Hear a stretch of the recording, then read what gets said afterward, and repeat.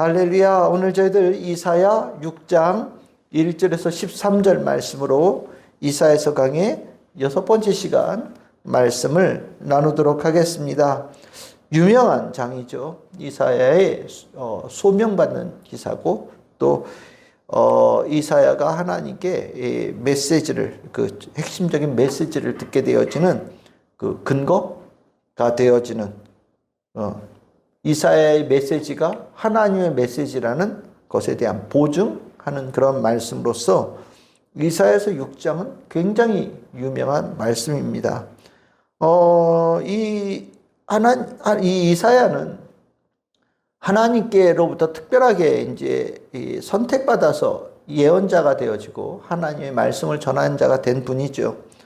예언자가 되어지는 그 과정에서 이렇게 하나님을 만나서 예언자가 되어지는, 아니 놀라운 경험을 통하여서 예언자가 되어지고 하나님의 종이 되어지는 사람들이 있습니다. 우리가 지금 계속해서 주일날 우리가 말씀을 나누는 사도 바울 같은 경우도 부활하신 예수님 만나면서 완전히 인생이 바뀌는 거죠. 이렇게 이제 놀라운 이 경험을 통한 이 새로운 삶의 시작은 그가 앞으로 살아가는 길에 완전히 새로운 전환점을 만드는 신적 만남이 된다. 제가 주일에도 여러 차례 말씀을 드렸습니다. 어쨌든 이사야를 하나님께서 이렇게 아주 독특하게, 사도 바울도 실은 하늘에 올라가서 3층 천에 잠깐 자기가 있었다라고 얘기를 아주 잠깐 언급을 하잖아요. 그거와 같은 비슷한 맥락이라고 이해하시면 되겠습니다. 이 하나님의 뜻, 하나님의 계획이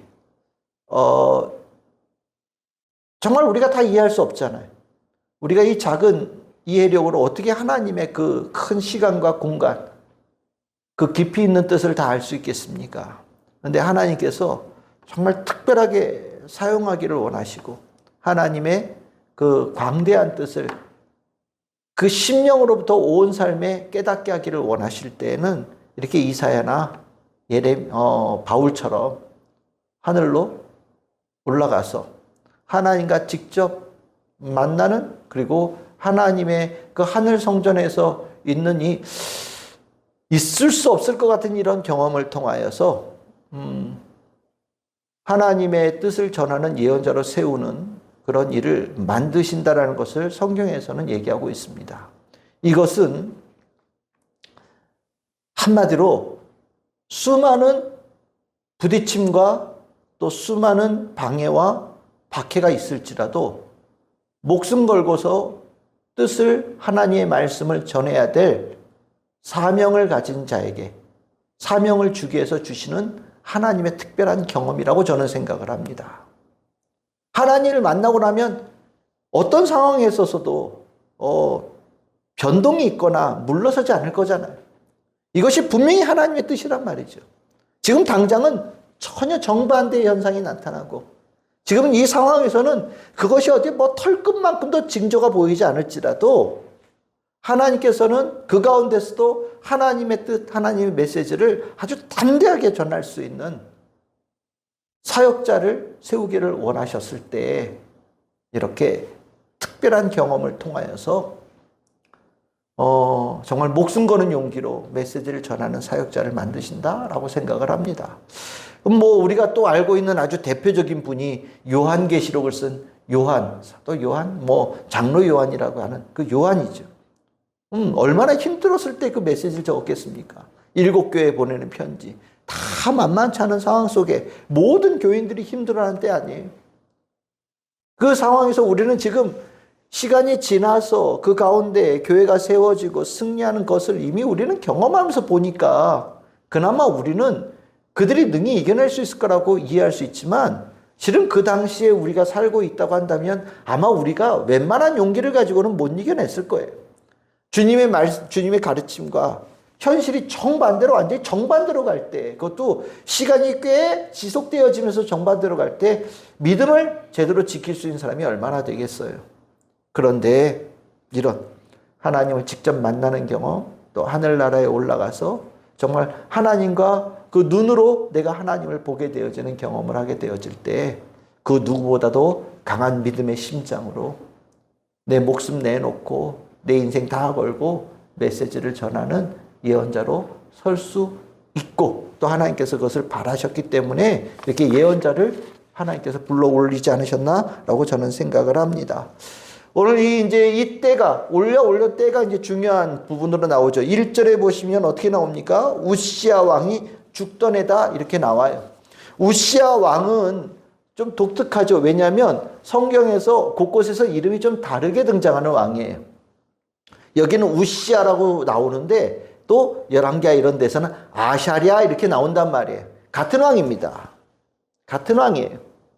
이 왕이 유명한 이유가 뭐냐? 다 잘했어요. 웬만하면 다 잘했는데 막 그 아시리아라는 큰 나라가 그 위에 있는 북이스라엘의 상당 부분을 막 무너뜨리고 북이스라엘 망해가는 것이 목격되어지는 그때에 있었던 왕이거든요. 잘했는데 이제 우리가 성경에 보시면 급한 마음에 성전에 들어가서 허락되지 않은 왕이 향을 직접 태워서 올리는 그런 일들을 하잖아요. 그렇죠? 이제 그래서 거룩한 공간에 들어갈 수 없는 부정한 자가 부정한 불로 어떤 예배를 향을 올려드리다가 하여튼 하나님께 징계를 받아서 문둥병이 걸렸다. 그래 유명하죠. 문둥병에 걸려서 죽은 왕. 그래서 이제 우시야, 아샤랴 이렇게 되는데 그 왕이 죽었다라고 얘기를 하는 거예요. 여기 우시야 왕이 죽었다라는 이 왕의 정체성이 중요한 거예요. 부정이라는 단어, 정함이라는 단어, 거룩이라는 단어가 이 우시야 왕이라는 이 인물 안에 들어있어요. 그리고 이것이 이스라엘 백성과 연결되어지고 거기에 이사야 예언자가 연동되어지면서 이 과정에 하나님께서 부정한 자를 거룩함으로 바꾸시는 그 일을 하시겠다는 것이 이 이야기의 전반적인 큰 틀이에요. 이스라엘 백성들은 하나님 앞에서 부정한 자로 사는 거예요. 하나님의 말씀 죽으라고 안 듣고 하나님께서 원하시는 뜻대로 살지 않는 거예요. 그래서 우리가 저 뒤쪽에 보시면 9절 같은 데 보시면 들어도 듣지 못하고 보아도 보지 못하고 깨닫지 못하고 알지도 못하는 자기네들이 뭘 하고 있는지도 모르고 뭘 알아야 되는지도 모르고 가야 될 곳이 어딘지도 모르는 정말 하나님의 뜻을 완전히 무지한 자, 관심 없는 자들이 이스라엘 백성이고 유다 백성이었다. 이것이 다른 말로 표현하면 부정한 자, 하나님 보시기에 부정한 자로 보이는 거예요. 그 부정한 자의 운명과 같은 사람이 우시야 왕이 죽은 그때에 하나님께서 이 부정한 유다 백성들을 고치기를 원하신다 라면서 뜻을 알려주기 위해서 이사야를 올리셨다라는 거예요. 하늘에 올라갔더니 분위기가 어떠냐? 찬양도 나오고 하나님의 옷자락이 성전에 가득하고 쫙 나오잖아요. 한마디로 하늘에 올라갔더니 분위기는 이 한 단어로 축약됩니다. 3절입니다. 거룩하다, 거룩하다, 거룩하다. 하늘에 딱 올라갔더니 이 땅과 완전히 하늘이 다른 곳이에요. 실은 이 땅에 하나님의 성전이 있잖아요. 예루살렘에 성전이 있잖아요. 하나님의 성전이 있다라고 하는 것은 하늘에 있는 성전과 이 땅에 있는 성전이 같은 거거든요. 그러면 하나님의 성전이 있으면 이 땅도 실은 비슷한 모습이 있어야 되는 거예요. 그런데 같은 성전인데 하늘에 올라갔더니 하늘에 있는 성전은 이 땅에 있는 성전의 분위기와 완전히 다른 분위기. 어떤 분위기예요? 거룩이 충만한 분위기. 완전히 거룩으로 꽉 찬 분위기가 하늘에 있다라는 거예요. 실은 이 환상에서 이 대조를 이사야에게 가르쳐 주는 겁니다. 우리는 뭐가 정상인지 뭐가 옳은 건지 때로는 분간하지 못하는 경우들이 굉장히 많아요. 어떤 것이 마땅하고 어떤 것이 능력이고 어떤 것이 권세인지 잘 모를 때가 많아요. 그런데 하나님을 만나면 이사야처럼 하늘나라에 올라가면 뭐가 정상이고 뭐가 옳은 것이고 뭐가 권능인지 이제 알게 되는 상태가 되어진다는 거죠. 거룩은요 어마어마한 능력이에요. 하나님이 거룩하시다, 우리가 거룩하신 예수님, 이렇게 거룩이라는 단어를 많이 쓰잖아요. 이 거룩이라는 이것은 진짜 모든 능력의 총합이라고 생각하시면 됩니다. 거룩이 능력이에요. 돈이 능력이 아니라, 많은 것이 능력이 아니라, 센 것이 능력이 아니라 거룩이 능력이에요. 거룩 앞에서 그 어떤 것도 힘을 낼 수가 없는 거예요. 거룩이 최고의 능력이에요. 하나님은 거룩하시고 그 거룩하신 하나님께서 이스라엘 백성들에게 무엇을 요구하셨습니까? 너희도 거룩해라. 이것은 하나님께서 단순하게 짐을 주시는 게 아니란 말이에요. 짐이 아니라 그들에게 가장 큰 권능, 가장 큰 권세, 가장 큰 축복을 주시는 거예요. 하나님이 가지고 계신 가장 큰 권능을 그들과 공유하시겠다라는 거거든요. 이사야는 이 땅에서 거룩이 무엇인지를 잃어버린 땅에서 살았던 거예요. 근데 올라가 보고 나니까 이게 정상이구나, 이게 올바른 거구나 라는 것을 깨닫게 된 거죠. 가서 올라가서 딱 보고 나서 그 거룩함을 느끼고 난 다음에 이사야는 당황스럽기 시작했어요. 왜냐하면 그 거룩과 내가 너무 차이가 나는 거예요. 하늘의 거룩함이 가득한 그곳에 다 파란색이고 다 하얀색이고 뭐 그런데 다 빛으로 하얀색으로 충만한 곳에 나 혼자 검은색 옷 입고 서 있는 것 같은 느낌인 거예요. 내가 너무 다르구나. 내가 너무 미흡하구나. 내가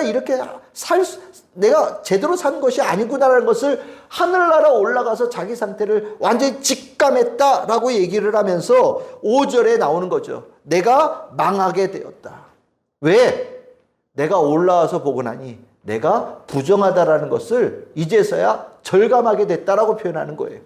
이 이사야 예언자가 하늘나라에 올라가서 느낀 이 부정은 하나님을 만나고 하늘나라에 올라가서 깨닫게 되어진 부정이에요. 이게 진짜 이스라엘 백성이 깨달아야 될 현재 상태인 거죠.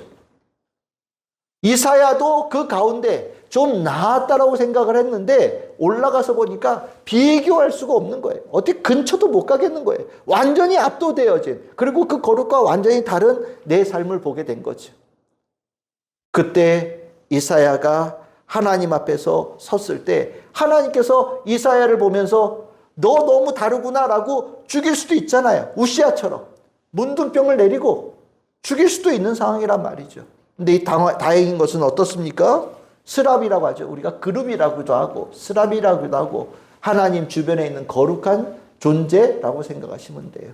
거기에 숯불을 대가지고 이사야에게 입술에 대어주면서 숯불로 정화시키는, 하나님의 숯불로 이사야의 부정함을 제하여 버리는 은혜를 베풀어 주셨다라는 거예요. 부정한 자가 하늘에 올라가서 있다는 그 자체가 이미 죽음이라는 것을 의미하는데 마땅히 죽어야 될 이사야를 하나님께서 긍휼히 여기셔서 그를 정하게 바꾸어 주시는 은혜를 베풀어 주셨다라는 거죠. 이것이 이사야가 그 과정에서 이것이 하나님의 뜻이구나라는 걸 아주 절감하게 된 거예요. 우시아가 죽을 수밖에 없는 부정함이 우리들의 모든 사람들의 상태인데 하나님께서는 나를 통하여서 죽을 수밖에 없는 부정한 모든 자들을 하나님께서는 기꺼이 살리시기를 원하신다는 것을 경험시키시려고 이사야를 하늘로 올리셔서 숯불로 입술을 정화시키는 일을 경험케 하셨다라는 거죠. 실은 이사야가 감히 그 앞에서 저를 정하게 해주세요 라고 얘기를 할 수 있는 분위기도 아니었던 거예요. 그냥 직감한 겁니다. 난 죽었구나. 있을 수 없는 자가, 여기에 있어서는 안 되는 자가 여기에 어쩌다가 올라왔으니 나는 이 바로 즉시 가장 저주받은 자가 되어져서 죽을 수밖에 없겠구나 라고 완전하게 절망되어지는 순간 하나님께서 그에게 정함의 회복의 은혜를 베풀어 주셨다라는 거죠. 즉 우리가 얘기하는 죽었다 다시 산 거예요. 부정은 죽을 수밖에 없는 상태라는 것을 하늘에 올라가서 절감했고요. 그 부정으로 인하여서 죽을 수밖에 없는 나를 하나님께서 기꺼이 은총을 베풀어 주셔서 기꺼이 살리시는 뜻을 내어주셨다는 것도 그 즉시 절감하는, 우리가 거듭남이라고도 표현하고 중생이라고도 표현하고 더 나아가서는 부활이라고 하는 것도 표현하는 그것을 이사야가 하늘에서 경험한 겁니다. 이 경험을 통하여서 이사야는 이것이 하나님께서 행하실 놀라운 일이라는 것을 온 삶으로 깨닫게 된 거예요. 이것이 하나님의 뜻이다 안 거죠. 죽어야 다시 태어나고 죽음으로 거듭나게 되어지는, 부정에 대하여 죽었을 때 하나님께서 정함으로 거룩함으로 회복시키는 그 일을 하나님께서 하기를 원하신다는 것을 이사야에게 가르쳐 주셨다는 겁니다. 우리가 여기서 분명하게 깨달아야 될 것은 부정이라고 하는 것에 대한 아주 심각한 죄성을 우리가 알아야 돼요. 우리가 저 사람보다 내가 좀 나아요, 저들과 같지 않아서 감사합니다, 이 정도 가지고는 안 된다라는 거예요. 하나님께서는 사람끼리 도토리 키재기 하면서 조금 낫니 못 낫니 이 정도로 해서 조금 더 나은 거, 그 정도로 하나님께서 오케이 하시는 분이 아니라, 하나님의 눈은 나는 너희의 아버지고 너희는 내 자녀니 내가 거룩하니 너희들도 거룩해야 된다라고 요구하시는, 하나님의 기준은 거기에 있다라는 것을 이 이사야의 하늘나라에서 있었던 이 사건을 통해서 우리가 반드시 깨달아야 돼요.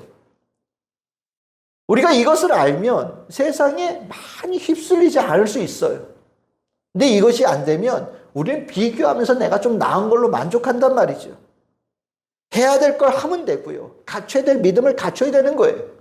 남들보다 좀 더 하고 남들 안 하는 거 내가 하는 걸로 만족하는 것으로는 하나님의 성에 차지를 않아요. 그것을 메꿀 수 있는 단어는 딱 하나, 우리가 잘 알고 있는 믿음이지요. 믿는 자를 하나님께서 거룩하다라고 인정해 주시겠다, 의롭다고 인정해 주시겠다라고 하나님께서 선언하신 거잖아요. 그러니까 우리가 거룩하신 하나님의 거룩한 자녀로 살기 위해서 우리는 무엇이 우리 안에 항상 살아있어야 됩니까? 믿음이 살아있어야 된다. 이것만큼은 이 이사야 예언자의 소명 기사에서 우리가 확실하게 깨달아야 될 부분이다 라고 우리가 이해를 해야 되겠습니다. 그러면 이제 하나님께서는 이것을 이사야에 경험시키고 난 다음에 이야기가 재밌어요. 이사야가 있는지 없는지 하나님께서는 관심이 없는 것처럼, 내가 이런 뜻을 가지고 있는데 이런 뜻을 가지고 있다라는 것을 저 땅에 저 밑에 살고 있는 유다 백성들에게 알리기를 원하는데 누가 가면 좋을까라고 할 때 누가 손을 든다고요? 이사야가 저기서 제가 가겠습니다 라고 손을 들었다라는 거죠. 하나님께서 그 목적으로 부르신 거예요. 그렇죠? 그런데 하나님은 이사야 네가 가야 되겠어 이렇게 얘기하지 않으셨어요. 누가 가면 좋겠냐라고 그냥 불특정 다수에게 얘기하는 것처럼 말씀하시고, 거기에 하나님께로부터 죽었다가 다시 살아나는 은혜를 입은 자가 손을 들기를 원하신 거죠. 우리가 주님의 일 누가 하냐? 죽었다 다시 살아난 자가 하는 거예요. 하나님의 은혜를 입어서 죽을 수밖에 없는 내가 하나님의 은혜로 구원받고 살아났음을 고백하며 감사하는 자가 하나님의 일을 하는 거예요. 그 사람이 해야 될 일을 끝까지 할 수 있고요, 하나님께서 심어놓은 자리에서 끝까지 있을 수 있어요. 하나님께서는 이사야를 그렇게 쓰기를 원하신 거예요. 이사야 잘난 사람이라고 그랬죠. 왕족이라고 그랬습니다. 이 땅에서 한 힘 쓰는 사람이었던 거예요. 근데 이 이후로 이사야는 하나님의 종으로 세상의 모든 영광을 다 내려놓고 오직 하나님의 뜻을 전하는 자로 사는 완전히 새로운 삶을 사는 겁니다. 제가 여러분들에게 다 사역자가 되라고 얘기하는 거 아니에요. 다만 내가 신앙생활하는 이 부분에 나의 축복에 관한 부분이 초점이 늘 맞춰져 있을 수 있겠지만, 제가 바라는 것은 하나님의 영광을 나타내는데 우리의 신앙의 초점이 좀 더 깊이 새겨져 있으면 좋겠다라는 생각을 가져요. 아니, 그게 더 맞는 거예요. 죽고 다시 살아난 사람에게 돈 10원이 뭐가 중요하겠습니까? 주님 앞에서 다시 살아난 내가 세상의 영광이 조금 더 나아진다는 것이 뭐가 큰 유익이 되겠어요? 다시 살아난 사람에게는 나에게 하루하루 살아가는 그 날이 하나님의 은혜고 하나님의 축복이잖아요. 나를 살리시고 나를 거듭나게 하신 그분을 위하여서 나를 그에게 하신 그 일을 많은 사람들에게 하나님께서 하기를 원하신다는 것을 깨달으면서 많은 사람들이 그 사람과 생명을 전하는데 쓰임받는 자로 하나님께서 심어놓은 자리에서 최선 다하고 하나님께서 보내시는 곳에서 최선 다하고 오늘 내가 주어진 이 날의 자리에서 그 뜻을 전하고 지키고 나아가는 것은 매우 매우 중요한 하나님의 자녀의 신앙생활의 모습이다라고 저는 생각을 해요. 그래서 나 잘 되기 위해서 신앙생활하는 부분이 이만큼 우리가 남겨두더라도 언제나 가장 크고 먼저인 것은 하나님의 영광을, 나를 다시 살리신 구원하신 하나님 예수님을 위하여서 우리가 신앙생활하는 목표가 항상 제일 먼저 있는 또렷한 굳건한 우리 성도들이 다 되기를 소망합니다. 이사야가 그렇게 산 거예요. 이제 하나님께서는 이사야에게 손을 들고 나니까 구체적인 명령을 주시죠. 이제 이 실질적으로 이야기의 핵심은 뒤쪽에 있다라고 얘기를 하는데 9절 13절이에요. 이스라엘 백성이 중증이라는 걸 알려주십니다. 아주 중증이라는 거죠. 너 와서 보니까 알겠지. 여기하고 저 분위기가 얼마나 다른지 알겠지. 내가 원하는 수준이 이만큼인데 저 밑에 살고 있는 유다 백성들의 수준이 얼마나 최악인지 너가 이제 느껴지지? 라고 하나님께서 이사야에게 말씀하신 거예요. 그랬더니 이사야는 거기에 어디 다른 토를 다는 게 없죠. 그치요? 완전 100% 인정하는 겁니다. 그러면 하나님께서 이사야에게 그런 자들을 다시 살리기를 원하신다는 거잖아요. 그들을 고치셔서 하나님의 거룩한 백성으로 되돌리기를 원하신다는 뜻이잖아요. 이제부터 내가 그들에게 이런 처방을 내릴 거다라고 말씀하시는 게 14절인 거예요. 죄송합니다. 그들에게 내리는 것이 9절에서 10절로 넘어가는 거예요. 10절에서 넘어갈 때 뭐라고 말씀하시냐면 내가 더 못 보게 할 거다. 더 못 듣게 할 거다. 라고 얘기하시는 거예요. 상태를 더 중증으로 몰아넣으시겠다라고 얘기를 하셔요. 이게 이해가 잘 안 되죠. 그렇죠? 그러니까 하나님께서 이사야를 불러 올리신 거라고 저는 생각을 해요. 우리가 고친다라고 얘기하면 어제보다 좀 고통이 덜해야 되잖아요. 어제보다 조금 오늘 좀 나아져야 되잖아요. 이게 고치는 건데 하나님께서 이 유다 백성을 고치시는 방법은 우리가 알고 있는 일반적인 상식과 정반대로 가는 거예요. 더 못 보게, 더 듣지 못하게 하나님께서 그들을 완전히 강팍한 사람으로 계속해서 몰아넣겠다라고 말씀하셔요. 그 이유는 뭐냐? 얘네들이 쉽게 용서받고 얘네들이 쉽게 회복되어지고 나면 그 은혜를 너무 싸구려로 취급해서 얼마 있다가 도로 돌아간다라는 거예요. 그래서 다시 돌아갈 수 없을 만큼 다시 돌아가겠다는 생각을 하나도 하지 않게끔 완전히 극한 상태로 이 유다 백성들을 몰아넣겠다라고 말씀하시는 거예요. 이사야가 그것을 느낀 거예요. 받아들인 겁니다. 어떻게 받아들였을까요? 저는 이걸 보면서 어떻게 받아들였냐면 제단 숯불로 입술을 댔다고 얘기를 하잖아요. 용서를 하실 때 우리 그렇게 말해요. 내가 너를 용서하노라 이렇게 말씀을 통해서 하실 수도 있단 말이죠. 근데 하늘의 불이요. 숯불이 우리가 생각하는 고기 꺼먹을 때 숯불이 아니라 하늘의 불이란 말이에요. 얼마나 뜨겁겠어요. 모든 것을 다 태우는 강한 불이란 말이에요. 그 불을 어디다 대요? 입술에요. 가장 연약하고 민감한 부분이잖아요. 거기다가 딱 대는 거예요. 성경에는 안 나오지만 얼마나 아팠을까요? 얼마나 아팠을까요? 이게 그냥 숯불에 불이 부정을 제거하는 수단이 되어진다는 우리가 알고 있어요. 근데 왜 불이냐? 불은 뜨겁기도 하고 되었을 때 고통을 갖기도 하고 그렇죠? 태워 없애기도 하고 재로 만들어내는 능력을 갖는 거거든요. 태워 없애버린다라는 거예요. 그러니까 입술에 된다라는 게 뭐냐면 태워 없애버리는 거예요. 있는 것이 태워질 때까지 고통을 당하는 거예요. 태워진다는 게 그런 거잖아요. 단순히 잠깐 됐다가 아니면 된 것처럼 이게 아니라 되어져서 완전히 있던 것이 소멸되어져서 죄가 될 때까지 태워버리는 게 불의 정화의 능력이거든요. 결국 입술에 됐다라고 하는 것은 제 이해로는 이사야의 존재를 다 태워서 죄로 만들었다. 고통을 경험한 거죠. 우리가 욥기에서 욥이 고통당하고 나서 나중에 회개하는 자리가 어디예요? 죄 위에서 회개하잖아요. 그렇죠? 다 태워진 자리에서 고통을 받으면서 있던 것들이 다 죄가 된 거예요. 그 태워지는 동안 너무너무 고통스러웠죠. 그런데 그 죄 위에서 욥이 다시 태어나는 거거든요. 이사야가 숯불에 입술을 댔을 때 아마 그 경험을 하지 않았을까라고 저는 생각을 해요. 그리고 나니까 하나님께서 이스라엘 백성을 극한의 상황으로 몰아넣는 게 마치 뭐와 같으냐? 그들에게 숯불을 대어서 있던 존재를 다 태워서 소멸시키고 죄로 만들어서 다시 태어나게 만드는 그 과정을 이사야가 이해하는 거란 말이에요.